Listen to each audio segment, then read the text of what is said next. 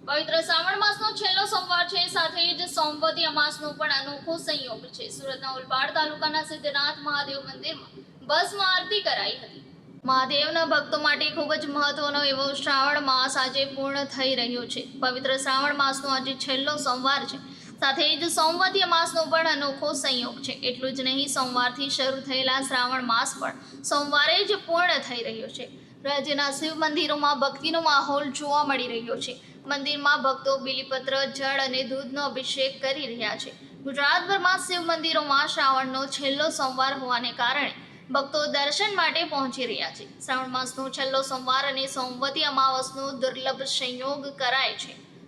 સુરતના ઓલપાડ તાલુકાના સિદ્ધનાથ મહાદેવ મંદિરમાં ભસ્મ આરતી કરાઈ હતી। ઉજ્જૈનના મહાકાલથી થતી ભસ્મ આરતીની જેમ જ આરતી કરાઈ હતી। શ્રાવણ માસનો છેલ્લો સોમવાર હોવાથી વિશેષ પૂજા પાઠ સાથે આરતી કરાઈ હતી। આજે છેલ્લો સોમવાર હોવાથી મોટી સંખ્યામાં ભક્તો શિવાલયોમાં દર્શન કરશે।